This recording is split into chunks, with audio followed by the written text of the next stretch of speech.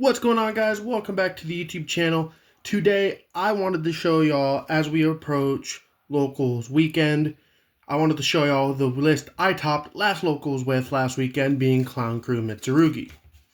This deck just recently got 2 new cards of support, and I believe both cards are very good and very helpful towards the strategy's goals. So today, I just wanted to show y'all what I'll be running, how it functions, and what it looks like. So, we're going to start as we do around here with the extra deck. 2 copies of Clown Crew Diabolo. All of the Clown Crews have special effects that benefit tribute summon monsters. He gives them double piercing damage. They also all have effects when they're tributed. His being, you can either return all fusion monsters from the field and graveyards into the extra deck, or set a Clown Crew trap. He is a good part of your combo piece, as well as the fiends that we'll get to later, because he sets up your Mantine Operatics, which will at the very least get you 2 to 3 draws in your turn. Then we run 2 copies of Clown Crew Meteor. His effect for tribute summon monsters is your opponent can activate cards or effects when you tribute summon a monster. And then his tributed effect is shuffle all synchros back into the extra deck, or you can target a Clown Crew card in your graveyard except for itself, add it to your hand. Then we will move on to Clown Crew Fiends. Fiends is the other card that you use during your combo. She has the effect of tribute summon monsters gain 1,000 attack, as well as her tributed effect is returning all Xyz monsters or setting a Clown Crew spell card. So you use these 2 to set up whatever trap card it is that you want, and the Mantine Operatics, or whatever spell card it is that you choose. Then last but not least, for the extra deck archetypals, we have 2 copies of Clown Crew Dristy.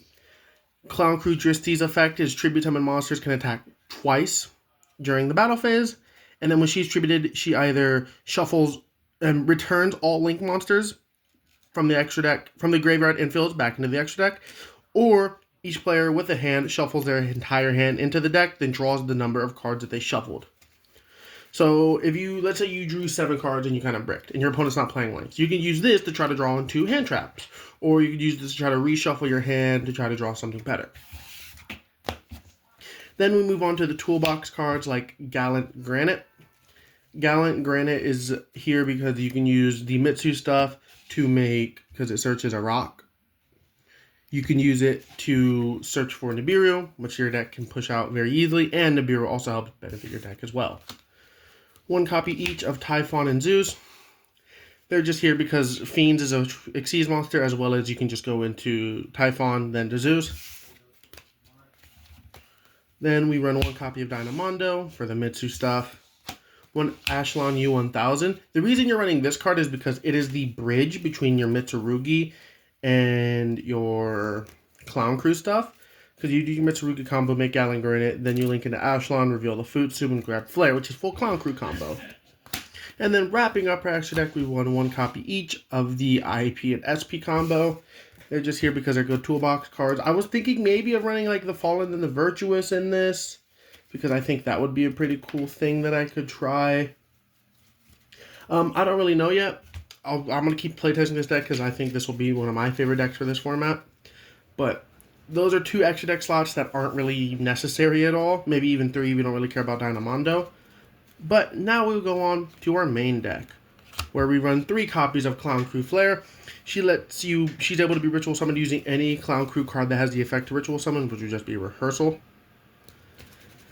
Her effect is you can reveal her in the hand, and then add any Clown Crew card, and then discard a card. Then when she's tributed, as all the Clown Crews except Biancavica had, she either shuffles all ritual monsters from the field and graveyards into the deck, or you can change an effect monster on the field to face down defense position. I thought that was a really weird and unique ability, and I was kind of thinking maybe I could try Mimigul with it, use her effect, tribute summon. I don't know, it was a weird thought, but I definitely think there is something there that can be used off of that, but for now, she is mainly your starter, and another way to get more extra deck monsters in the graveyard. Then, we run 2 copies of Clown Crew Biancavica. He is the boss monster of the deck, and you're normally going to make 1 on your turn, and then 1 on your opponent's turn. He has 2 different effects. His first effect that's important is You can either draw cards equal to the number of monsters tributed for him, so either 1 or 2, because he has another effect that lets you tribute summon him by tributing just one Ritual Fusion, Synchro, Exceeds, Pendulum, or Link monster.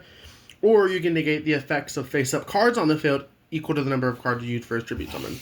He is a very good card, but he's not a good enough card that you run a 1/3 of.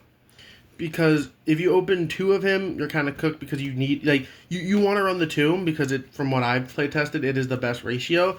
Because you open him and you don't open him in a lot of the spots that you do need and don't need to open them. Then we move on to the Mitsurugi stuff. I'm not going to spend too much time on the Mitsurugi stuff. It's Mitsu, so we run 1 Kusanagi, 1 Saji, 1 Aramasa, and 1 Night Sword Serpent. As well as 1 Morokumo, 1 Futsu, and 1 Habakiri. This is just the Mitsu package that I run. The reason I'm running Night Sword Serpent is because you use Mitsurugi Ritual to you use it as a tribute to summon Habakiri from hand, then you summon it, then you can go prayers, search a special to Aramasa, then that's how you get into Gallon Granite, which helps you bridge into your Mitsurugi combo. Then we move on to the hand traps. This deck runs a lot of them. I've seen a lot of people try running Fualoses and Mole Charmies in this, and I just kind of think that's wrong. While I don't think the Mole Charmies are a bad card, they're definitely not. I just think that a lot of your drawing is going to be done in the end phase, so I would want to run hand traps that I can play after the end phase. You can't play a Mole Charmy with a full board. You can't set an imperm to actually use it, so those are just dead cards in your deck. When there are other cards that can do similar things, like with imperm, I'm running Veilers over it.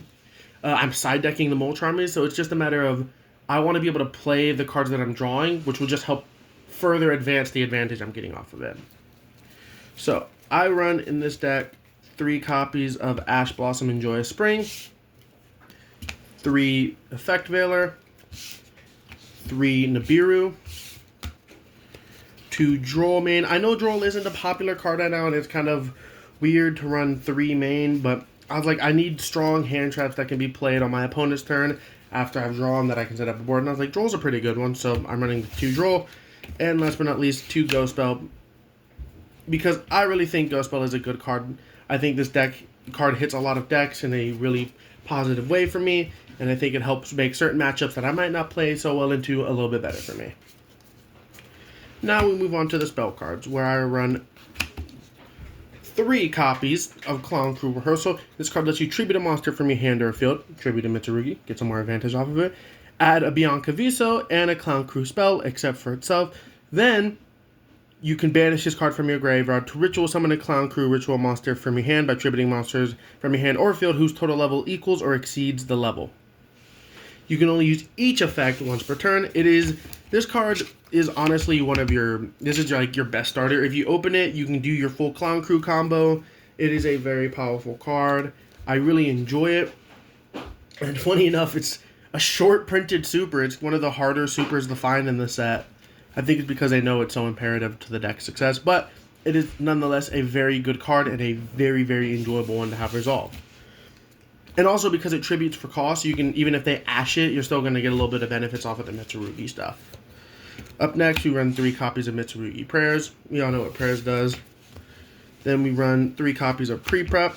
This just searches Mirror, and any Mitsurugi, it's just basically Rhoda. Then we run 2 copies of Clown Crew Malabarisme. This card lets you special summon 2 Clown Crew monsters from your deck and or extra deck. Then you can't activate the effects of monster special summon from the extra deck until the end of the next turn. So I know what a lot of you are saying. Well, then how can you use their shuffle effects and the effects that they have whenever they're attributed by the Meteor, the Fiends, the Diabolo, and the Dristi? The reason is because once that monster hits the graveyard, it forgets that it was special summoned from the extra deck at all. So it stops remembering that Diabolo was summoned from the extra deck, and you're allowed to activate it now because it doesn't remember that. It passes that, and it's just an extra deck monster at that point. Then we run 1 copy of Mantine Operatics. It has 2 effects that are very helpful. One being that you can special summon a Clown Crew monster from your extra deck during your main phase, and then during the end phase, you can draw cards equal to the number of different types of card that was tributed. So Ritual Fusion, Synchro, Exceeds, Link, and Pendulums. Then you can set a spell or trap card from your hand. So I don't like it, and the reason I'm not running Imperm, even though that line of text is very, very helpful, is because I really just think I already have a bunch of trap cards that I want to set. I already have stuff that I'm going to be using. This is one. These can make up 2, 3, and 4. And it's like, if I draw a double imperm, or if I draw another imperm when I have this already, I might want to use a droplet that I've sided in, or I might want to use a called by. So I keep the Veilers in over the imperms just because I feel like Veiler is less of a dead card that I could end up with in my hand than any of the other ones. Then we run one copy of Ritual and Mirror, as well as one copy of the brand new Ragged Records of Rites. I really like this card because, in my opinion, it's a better pre-prep because it's almost impossible to brick on this card because even if you open the Ritual, it lets you reveal the Ritual spell from your hand or deck. So even if I open these two, I'm still getting to go this, reveal this, search Habakiri. I definitely wouldn't mind bumping this deck up to 46 cards, or even removing 2 cards that I might not necessarily need as much, maybe the double rolls. So that way I can run the second and third copy of Ragged Records of Rites. Then wrapping up the spells, we run one Called by the Grave. Then we move on to Clown Crew Soy Ray Operations. This card has 2 effects. You can only use 1 effect per turn, so you can either choose to special summon up to 2 Clown Crew monsters from your deck and or extra deck, ignoring their summoning conditions, or you can add a Clown Crew monster from your deck to your hand. Then during the main phase, you can banish it from your graveyard to tribute summon. It's a pretty good card. Then we run one copy of the brand new Clown Crew Finale. This card is exactly what it says it is. It's going to be the finale, because if you resolve this card, you're going to be getting to pop at least 2 to 3 separate cards. More, if you choose so. If you're playing against a deck that can't really handle being destroyed, then you can choose to just blow up their entire board. It is a very good card, and I really like it, but I don't think it is deserving of more than a 1-of, because it can be win more sometimes. And then last but not least, we have one copy of Mitsurugi Great Purification.